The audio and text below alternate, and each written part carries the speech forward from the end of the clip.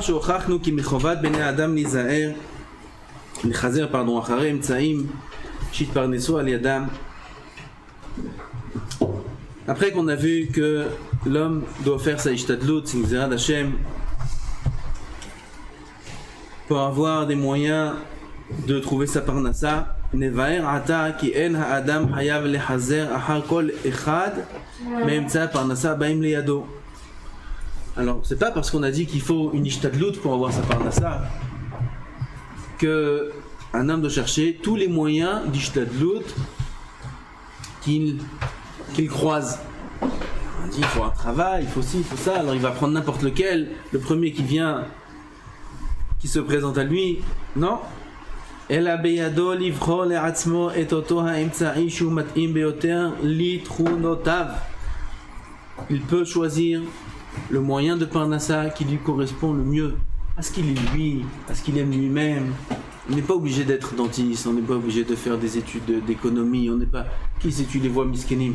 Il commence les études, 1 an, 2 ans, il te dit j'en ai marre, je sais pas, hein, des études des études, voilà.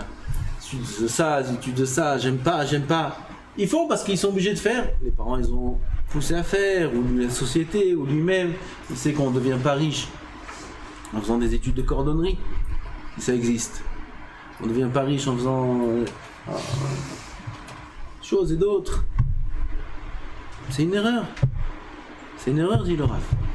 Il faut faire, si jamais un homme doit en venir à travailler, faire des choses qui lui correspondent, qu'il aime, qui lui parlent. Sha'arei emtsae aparnassa rabbi même. Les moyens d'avoir sa parnassa sont très nombreux. Combien il y a de sortes de métiers? Énorme, combien il y a de branches d'études? Il y en a tellement qu'ils ne savent plus quoi faire. Il y a des moyens qui sont faciles. Utu'onim rak tirhamu ata. Il nécessite, il demande qu'un effort, petit effort. Kemo mischar bechanut. Vendeur, être revendeur, acheter de la marchandise, la vendre. Rien à faire. Omelacha teunarak me'atirha. Kegon hayatut. Tailleur, rikma, brodeur, ktiva. Il écrit. Avant c'était un métier. Arsanat Srorot, etc. Pivour Kablanim, et Metaver. C'est pas. Metaver, oui, c'est agent immobilier. C'est pas dur.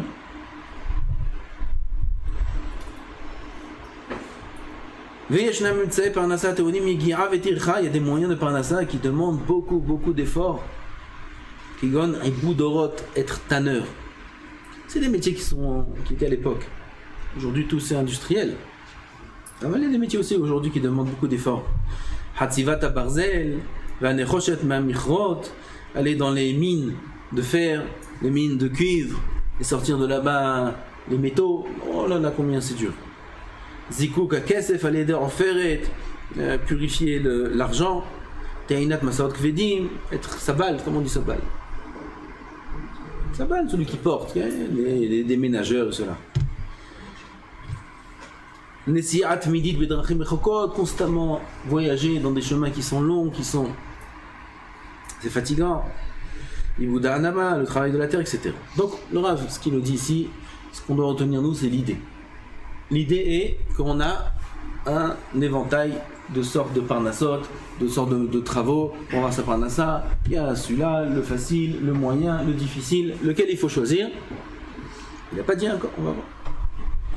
L'auto Adam shigufo hazak et sichlo halash. Il y a un homme, il est fort dans son corps. Tu vois, il est musclé. Et dans sa tête, il y a un pochiche. Il n'est pas très fort. Alors lui, il lui faut un travail qui est un travail physique. Tu le mets lui dans les srorat, dans le commerce. Catastrophe. L'inverse. Ali va keshem tsay parnassa miyagad gufo. אלא יבחן לעצמו אמצעי כזה שהוא קל לגופו, שיוכל לעשות בו על הארץ. ולכל אדם יש תשוקה או נטייה למקצוע או למסחר מסוים. Chacun, הקדוש ברוך הוא l'a créé avec une envie, avec un... il se sent attaché à un métier particulier. Lequel? L'étude de la Torah. Là, on parle à l'époque où le système de la yeshiva, le système du kollel n'existait pas. Chacun était obligé de travailler pour vivre, ça n'existait pas. Un vrai, tu es assis, tu étudies et on te paye, même si on ne te paye pas grand chose, mais on te paye. Les Chachamim m'ont dit que ça inclut dans la catégorie de la ishtadlut. Ça s'appelle qui fait ishtadlut. Il est vrai, il reçoit pas grand chose, mais ce qu'il reçoit c'est sa ishtadlut. Il va au Hashem, on voit que ça marche. Mais à l'époque, il n'y avait pas ce système de kollel, de yeshiva, où tu étais assis, tu pouvais étudier sans travailler, ça n'existait pas. La première yeshiva, c'était à l'époque de Rabbi Chaim Volojin. C'est pas il y a 1000 ans. Il y avait des yeshivot aussi à l'époque. Il y avait des yeshivot. Dans la Gemara, on voit qu'il y avait des yeshivot. C'est des yeshivot où il faut payer pour rentrer. Sinon, tu rentres pas. Comme les yeshivot où il étudiait le Bet Midrash, etc. Il fallait payer à l'entrée. Il fallait un ticket de rentrée. Pour rentrer, étudier au Bet Midrash, il fallait payer. Sinon, dehors. Hillel Azaken, il a étudié un jour sur le toit du Bet Midrash. Il n'avait pas de quoi payer pour étudier. Donc, il était obligé d'aller travailler à l'époque. Alors, quel travail il fallait faire? Chacun, il est attaché à une branche de travail. יותר מהשנים מקצועות ענפי מסחר אחרים, מפני שהקל הטביע בו אהבה וחיבה לאותו מקצוע מסחר. Tout celui qui me demande à chaque fois qu'est-ce que je fais, qu'est-ce que je fais, où je vais, réponse, c'est ce qui est écrit ici, tu fais ce que tu aimes. Tu fais ce que tu aimes, parce qu'il n'y a que quand on fait ce qu'on aime que ça marche. Fais ce que tu aimes. Ah oui, mais mes parents, n'écoute pas. Fais ce que tu aimes toi, parce que ce que tu aimes, c'est le travail que tu dois faire dans ce monde. Pareil, dans toute la Avodat Hashem, c'est comme ça. Il y a un livre qui s'appelle Shevet Moussa. Là-bas, c'est écrit que si un homme il est attaché à une matière dans la Torah, il y a beaucoup de matières. Il y a la Halakha, il y a la Gemara, il y a la Kabbalah, et il aime très très fort une des matières qu'il y a dans la Torah. Ça veut dire que c'est pour ça qu'il est venu dans ce monde. Il est obligé d'étudier aussi le reste. Obligé. Mais après, à un certain moment où il a une connaissance générale de tout, alors il peut se concentrer plus dans la chose qu'il aime. Il aime la Gemara par exemple. Ah, même si on lui dit c'est important d'étudier la Halakha, c'est important d'étudier le Moussa, c'est important. Oui, il le fera. Mais il se concentrera plus dans la Gemara parce que c'est pour ça qu'il est venu dans ce monde. L'autre c'est la Halakha, l'autre c'est ça. Chacun. Rabbi Yosef Karo Olav Shalom. Il était à l'époque du Hari Akadosh, le Rizal. Et oui, les Chachamim qui étudiaient chez le Hari Rizal, ils voulaient absolument rentrer, étudier la Kabbalah. Il avait un Maguide, un ange qui lui dévoilait des secrets même de Kabbalah. Et il voulait étudier chez le Hari Rizal. Et le Hari Akadosh, chaque fois il le repoussait. Il lui dit non, tu ne peux pas rentrer dans mon shiur, tu ne peux pas. Et il insistait, tellement il insistait, qu'un jour le Hari lui a dit ok, rentre. Et il rentrait, et quand le Hari Rizal commençait à parler, il s'endormait. Il s'endormait. Il luttait pour pas s'endormir, mais ça marchait pas, il s'endormait. Et comme ça, une fois, deux fois, trois fois, jusqu'à qu'il a compris de lui-même que Mina Shamayim, il n'est pas venu pour ça dans le monde. Il n'est pas venu dans le monde pour être un grand en Kabbalah, mais qu'il était Vadaï. Selon... Par rapport à aujourd'hui, c'est un grand Mekoubal. Aval, par rapport à l'époque, il y avait les Mekoubalim, tous les élèves du Hari Kadosh, etc. Il ne faisait pas partie de ces élèves. Pourquoi? Il est venu pour le Bet Yosef, il est venu pour Shulchan Aruch, il est venu pour la Halakha. Il est venu pour ça dans ce monde-là. Et bien, heureusement qu'il a fait ça et pas autre chose, parce qu'aujourd'hui, qu'est-ce qu'on aurait fait sans Bet Yosef? Qu'est-ce qu'on aurait fait sans Shulchan Aruch? On n'aurait rien pu faire. Parce qu'on voit qu'un homme il est venu dans ce monde pour un tikkun. D'autres ils sont venus pour être plus dans la Kabbalah, d'autres ils sont venus pour être plus dans la Gemara, les Midrashim, chacun. L'autre c'est un Bal Moussa, c'est un Mashgiach, une grande yeshiva, un Mashgiach dans le monde de la Torah, comme des grands tzadikim qui sont, on les appelle les Mashgiach, comme Rav Yecheskel Levinstein et la Vachalom. C'est Gdolé en l'âme du Moussa, Israël Salanter. Ils étaient békim dans le chasse. Alors, Avodat Hashem, c'était le Moussa. Chacun est venu dans ce monde pour un tikkun. Et son tikkun, il va dépendre de ce qu'il aime. la chose pour laquelle il est attiré, pareil dans les mitzvot. C'est écrit, je ne me rappelle pas où. C'est écrit dans un des Sfarim, que quelqu'un qui est attiré par une mitzvah, il y a une mitzvah qu'il aime énormément. Il aime énormément le Shabbat. Je connais des gens, le Shabbat c'est toute leur vie. Mamash, que pshuto. Ils pensent toute leur vie rien qu'au Shabbat. Ils préparent les chvot Shabbat, ils se font les chvot Shabbat, ils disent tous les chvot Shabbat. Il y en a d'autres, c'est telle mitzvah, d'autres c'est la mitzvah de Souka. Pour lui, la mitzvah de Souka, c'est la mitzvah de sa vie, la mitzvah de l'année. Chacun sa mitzvah. L'autre, c'est les tefilines. Il a un attachement très spécial pour les tefilines. Ça aussi, c'est le même principe. C'est qu'il est venu dans ce monde pour réparer ce point-là. Dans la Averot, un inverse. Une Avera avec laquelle il a beaucoup de mal. Beaucoup de mal. Il a du mal avec le Lashon Hara. Il n'arrive pas. Il a beau étudier beaucoup de Moussa, beaucoup. Il a du mal. Il a du mal avec le Bitul Torah. Il a du mal avec la Shmirat HaEinaim.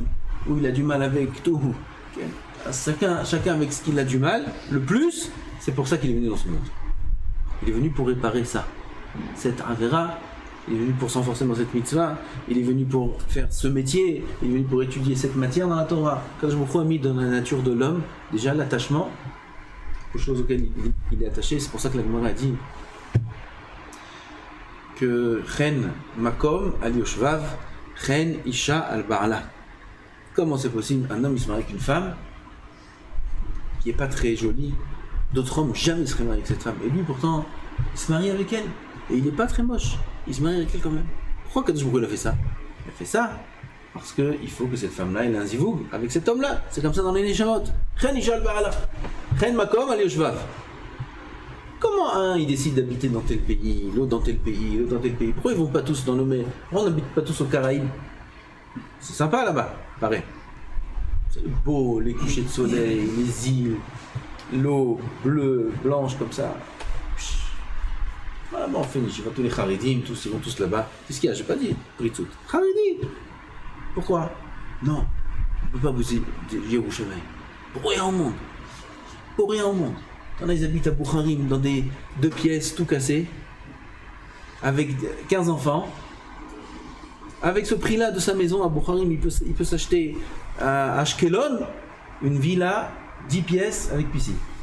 Avec son 2 pièces de Boucharim. Hein? Et bien tout pas. Bien sûr. À Ashkelon là-bas, proche des missiles, là-bas, il s'achète ce qu'il veut. Pourquoi il reste là-bas? Et pourtant, pour rien au monde, il bougera de ce quartier-là. Rien. Chen Makom al Yoshvav. T'as des gens, ils habitent dans des pays, toujours il fait sombre, toujours il y a de la pluie, toujours. Les gens, ils habitent au Canada. Le Canada, mais comment on peut habiter au Canada, dis-moi? 8 mois, on est un igloo. Comment on peut habiter au Canada? Hein? Je comprends pas. Eh bien maintenant ils se sauvent là-bas, ils vont à Miami, ils vont tous se sauver du Canada, mais ils habitent là-bas pour l'instant, ils sont toujours là-bas.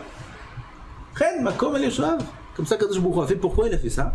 Pour que la terre soit habitée.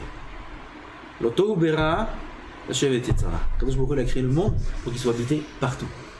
Et comment on fait pour que le monde soit habité partout? Kadosh Baruch Hu il met dans nos gènes l'attachement à tel endroit, l'attachement à tel endroit. Un il va là-bas, l'autre il va là-bas, l'autre il va là-bas. C'est le même principe. Ici dans la Torah, Kadosh Baruch Hu donne naturellement à l'homme l'attachement à ce qu'il doit faire. C'est pour ça qu'il ne faut pas se forcer à faire quelque chose qu'on n'aime pas. Il ne faut pas se forcer.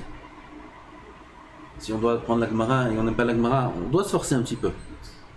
Ce n'est pas le but pour lequel on est venu dans ce monde.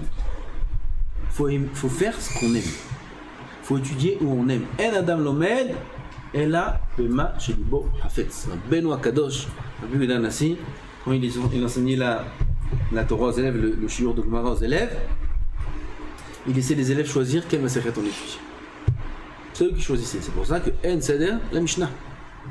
La En Seder, la Mishnah. Il n'y a pas de Seder. Tu ne peux pas déduire le fait qu'il a écrit ça dans une Mishnah et après autre chose que Rabbi il a été Choserbo. Non.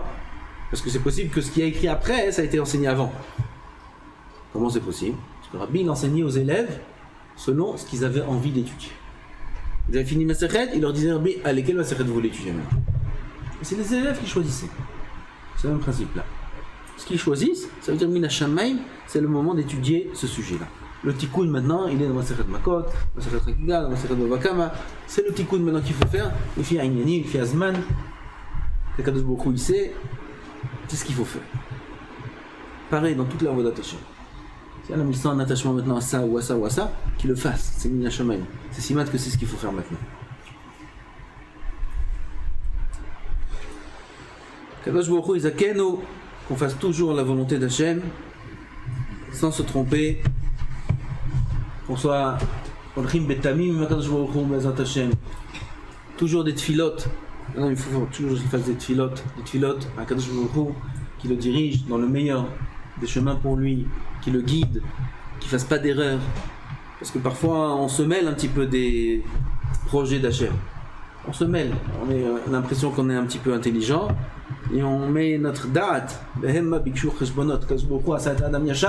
il a fait l'homme droit, tout marche tout seul normalement. Nous on cherche un peu les cheshbonot, on met un peu notre tête, on croit qu'on comprend quelque chose. Il faut faire attention parce qu'on peut faire des erreurs.